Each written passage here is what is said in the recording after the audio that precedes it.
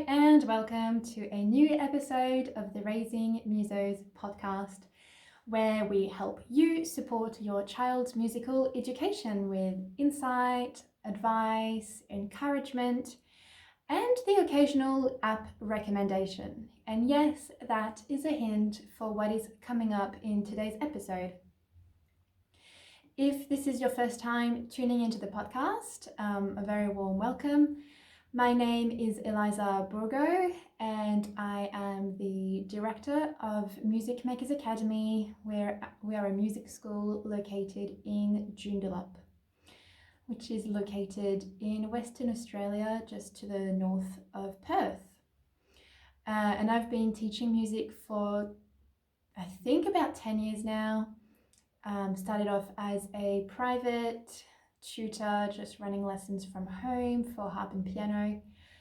And it got to the stage where I was pretty much booked out, which is when I started hiring staff and eventually moving my teaching practice to a small commercial studio in Joondalup.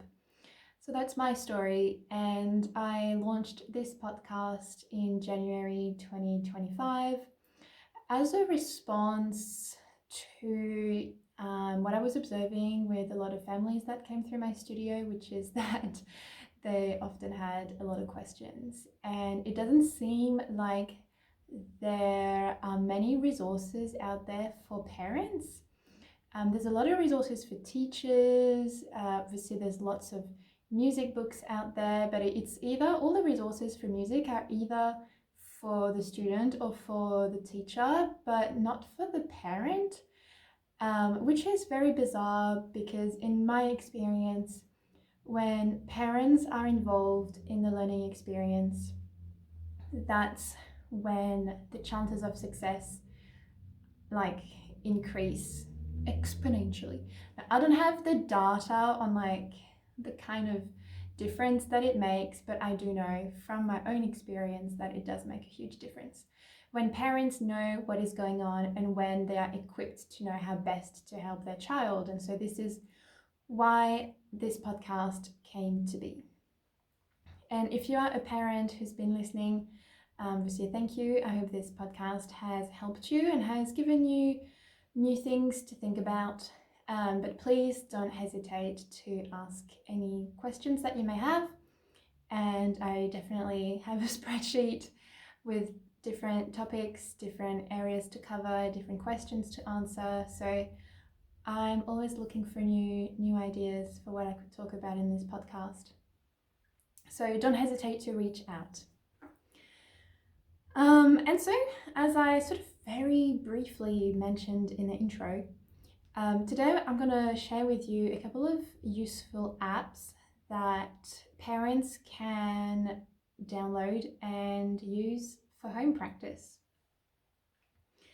And I've broken up these different apps into different categories depending on the type of app that you might need and you might like to try.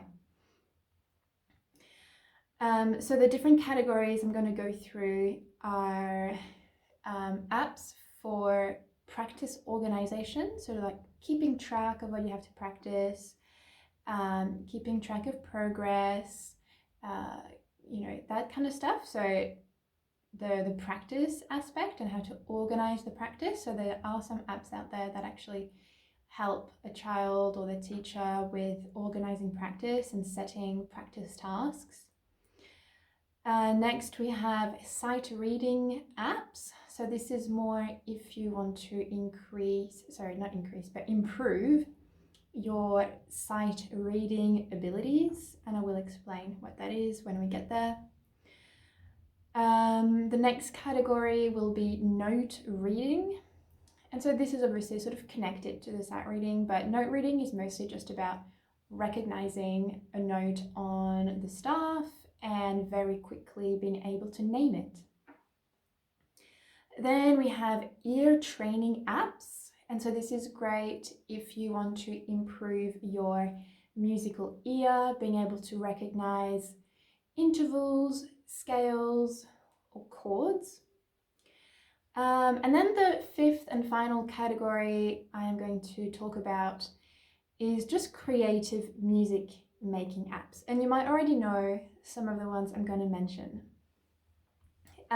So I have a range of different apps I'm going to mention today. So if you're interested in one of them, I highly recommend you check them out. Download, especially the free ones, and give them a try, see if it makes a difference. Because often, kids, especially like kids growing up in today's age, it's a very digital based age. And when we integrate technology, students sort of quite enjoy that most of the time. And they do offer a couple of benefits.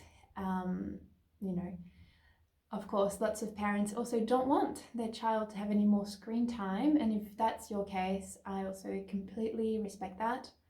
I think if I were a parent, I would actually not want to use any apps. But if you are curious about apps, then please listen to the rest of this episode.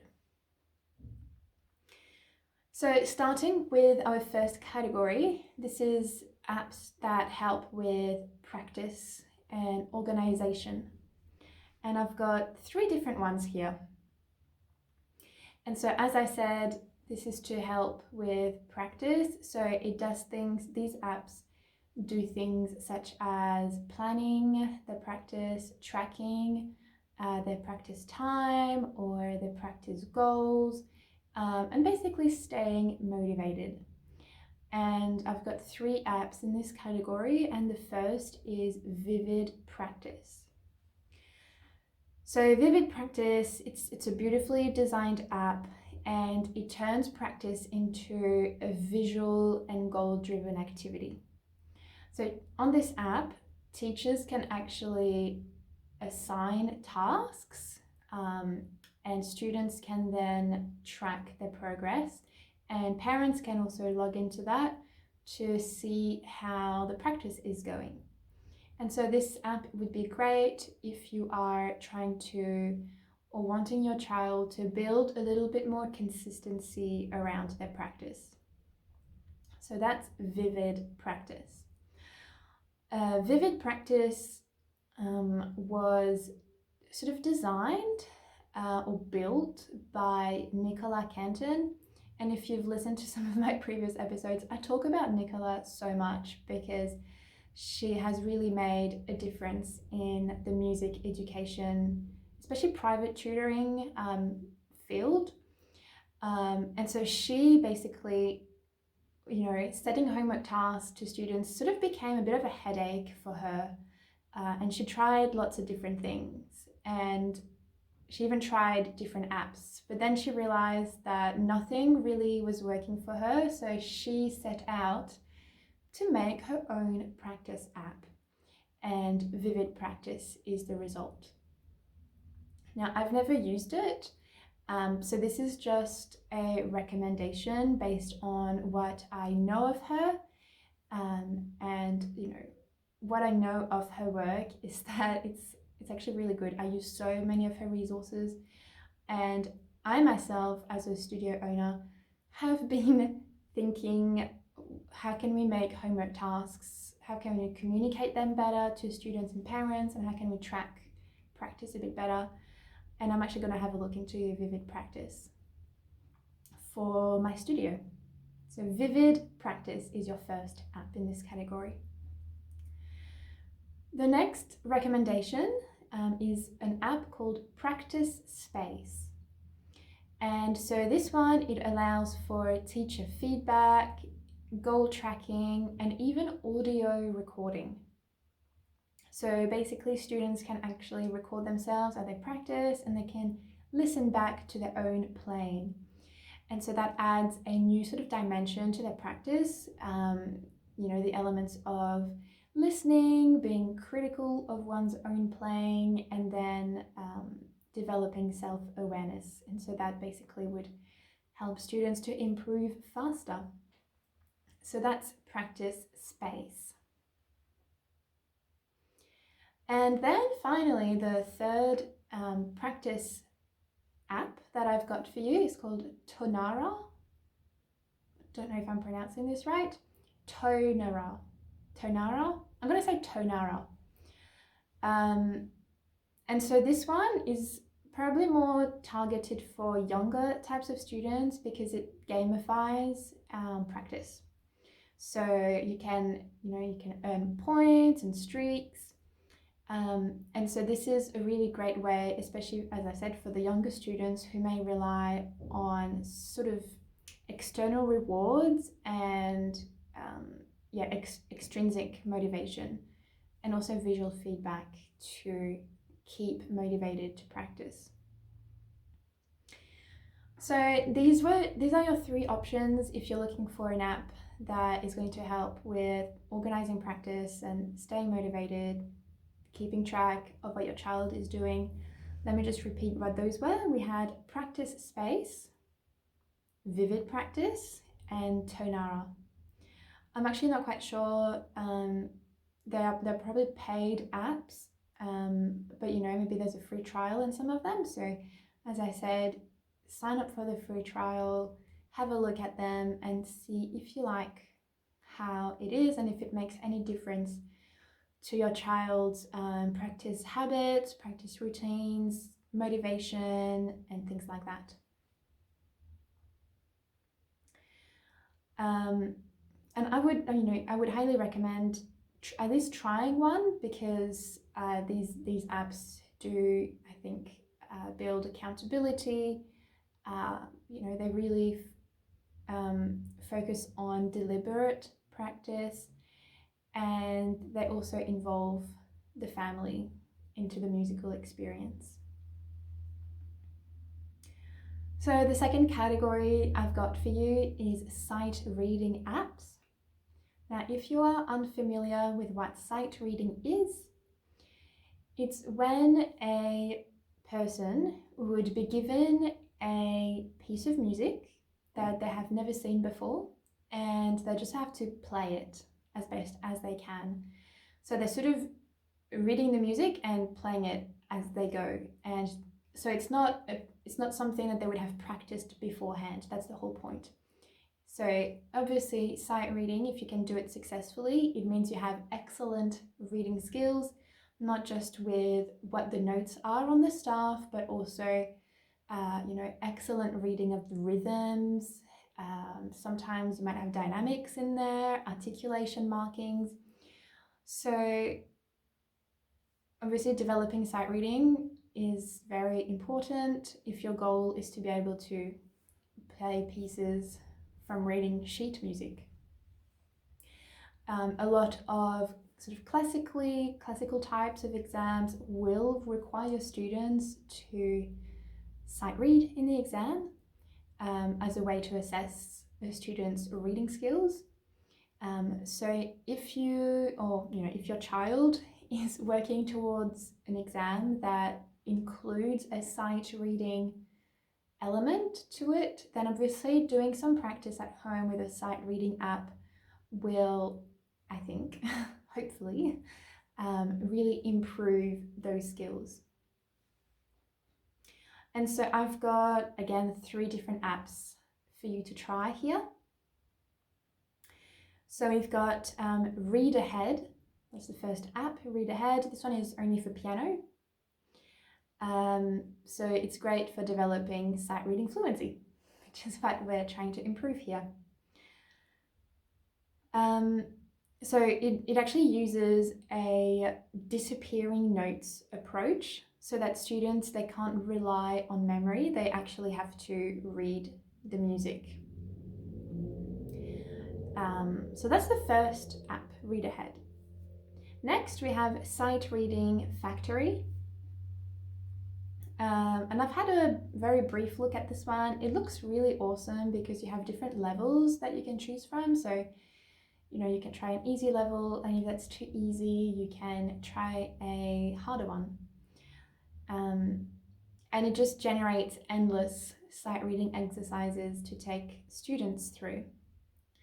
And so this is great, probably in preparation for an exam, when perhaps you've gone through the sight reading book during a lesson or even at home, and you just want a bit more materials to go through during home practice. that would be a great app to use for that instance. And then the third and final app is PlayScore 2. So it's not exactly a sight reading app, but it can scan printed sheet music and play it back. So if you have that sheet music and maybe you've been sight reading it, but you need a way to check that you've sight read it correctly, then you can use this app. So it plays back the actual piece, and then you can check if you got it right or wrong. Because sometimes when we do sight reading, especially by ourselves, we might think we're getting it and playing the right notes, but without external feedback from a teacher, we will never know if we got it right or wrong. So it can be very difficult to practice sight reading alone. So an app like that would be a really great way if you're doing sight reading practice home alone, but at least you have sort of an external way of checking if what you've done is right. So these are sight reading apps: Read Ahead, Sight Reading Factory, and PlayScore 2. Moving on to the third category, and these are apps to help with note naming and note reading. So as I said, sort of related to sight reading, but in these apps, it's mostly just about being able to recognize a note on the staff and naming that note as quickly as you can. And this is obviously a very important skill as students begin to read music. And I've got three apps in this category. And the first is Staff Wars. Now, Staff Wars, I use it a lot in my own studio with my students. Most of them find it really fun, others not so much because it sort of gets a little bit stressful. But basically in Staff Wars, a note appears and students have to, as quickly as they can, recognize and name the note and press the right name on the screen before the note reaches the green line. And if they name it right, then a new note appears, and it actually gets faster and faster the more notes they get correct. And if they cannot name the note in time or they name it wrong, they sort of lose a life and they have 3 lives. What I like about Staff Wars, it's a very sort of fun concept that children generally really relate to. They find it really challenging. You can also set the range of the notes that are shown on the screen, so you have lots of different options, so you can really tailor the notes to what your child is currently learning. It is a paid app, but it is actually it's very, very cheap. And so once you make that payment, you have the app forever. So the next app in this category is called Flashnote Derby. It's simple, it's engaging, and it's very customizable, sort of like Staff Wars. It has a horse racing theme that again would really appeal to young children. And so parents would probably enjoy how fast, children learn all the different notes and their positions. So Flashnote Derby. I have not tried that one yet. And then the final app is called Note Rush. And this one is similar to the other apps, of course. Students have to recognize the note. But the standout feature in this app is that the app can actually listen to the instrument that you have. So for example, if it's showing middle C, it's not just about naming that note C, but you would actually have to find it on the instrument and play the middle C note. So it adds that extra step of being able to read the note to connecting it to the location on the instrument, which is very important. And so then the app listens back and it tells the student whether they named the note correctly or wrongly and whether they played it right or wrong on the instrument. So these are 3 very good note reading apps for you to try at home. Okay, so we've got 2 more categories. So I'm just gonna keep going through these. The next one is, the next category refers to ear training apps. So as I explained at the start of this episode, ear training, it just means we are learning to really recognize the different sounds in music. So different sounds could be, high note versus low note, different types of intervals. So da-na, da-na, da-na, da-na, something like that. We have different scales in music. So being able to just hear the sound and know what that sound is. That's what ear training is. So the first app is called Tenuto. So it has, intervals, scales, chord recognition, and lots of other things. So it's basically like having a full ear training curriculum in your own pocket. Tenuto. I actually haven't tried that one yet, but it sounds really, really good.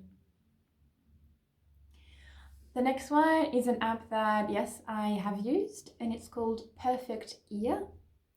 So Perfect Ear has loads of different types of ear training questions.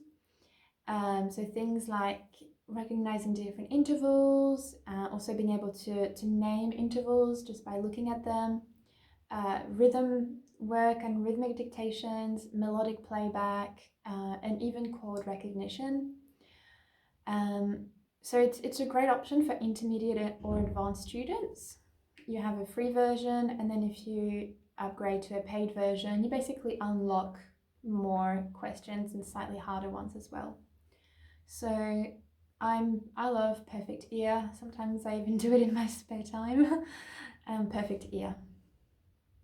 And then the third app in this category is called Theta Music Trainer.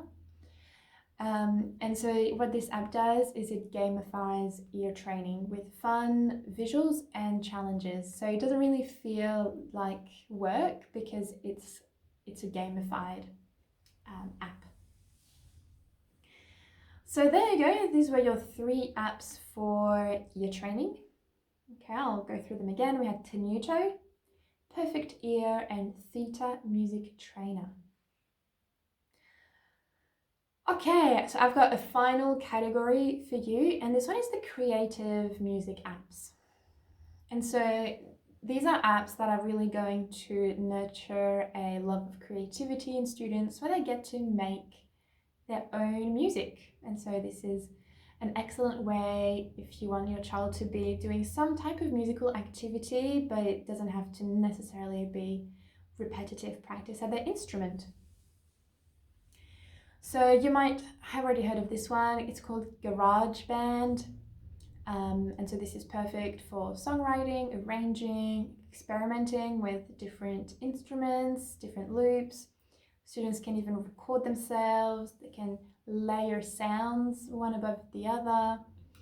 And they learn the basics of audio production. So GarageBand. Have I used GarageBand? I think a very, very long time ago. I think it's improved over the years, and I have met a couple of students who use it and who find it really, really fun. So GarageBand. Soundtrap is the next app, and this is a browser-based digital audio workstation. So this is great for collaboration and creativity. And so in a digital audio workstation, you can basically start a new track and add in instruments. You can do recording. So this is basically the beginning of how to be a sort of a producer. And students can work on multi-track projects from any device of their choice. So Soundtrap. And then we have one more. It's called Blob Chorus. And so this one is, mostly for young children. It's quite silly, but obviously it would be very suitable for the young ones. So it helps to train pitch recognition by having kids follow these blob characters that sing in or out of tune. So that's it. Now, why would you want to create these types of creative apps? As I said before, creating music is a wonderful way to explore what music can mean, and how it can be used to express yourself. So definitely give these apps a go, and it might really spark a new like love for music when students get to actually make it and own it. So there we go. That is the end of this episode. So how many apps did we have? That was like a lot. So it was like 5 categories and 3 in each. So we had 15 different apps for you to try. Remember we had, I don't remember. What was the first category? Oh yeah, practice. So like practice, organization apps, sight reading apps, note reading apps, ear training apps, and creative apps. So depending on what you want to explore, what you feel you need help with at home, or what you feel your child needs to improve, try one of the apps that I mentioned, and hopefully it makes it better for your situation. So thank you for listening to this podcast. And actually, if you do end up trying one of these apps, like leave me a comment and let me know what type of difference it made for your family, how you enjoyed or maybe you didn't enjoy the app. I would be really keen to hear more. I'm definitely going to try, I think, the Sight Reading Factory, which I briefly had a look at, but I think I need to use it a bit more with some of my students. Note Rush would be also a really good option for me to try. And maybe Tenuto for the ear training. Yeah, anyway, so they sound like some really, really good apps to try. So I've got to do some homework too and try them. Cool. So, and of course, we'll put the link to all these apps in our blog post. So on our website, there's a little link at the top that says podcast, and you just have to find this episode, and the link will be there for the apps, as well as a little brief description of them. Great. So thanks again for listening to the Raising Musos podcast. My name is Eliza, and if you want to get in touch for whatever reason, please, you can either send me a DM on Instagram at Music Makers Academy. You can send me an email. My address is hello@musicmakersacademy.com.au. Or if you're watching this on YouTube, of course, you've got the comments section where you can leave me a message there. So thanks again, and I will see you next week for another episode. Bye!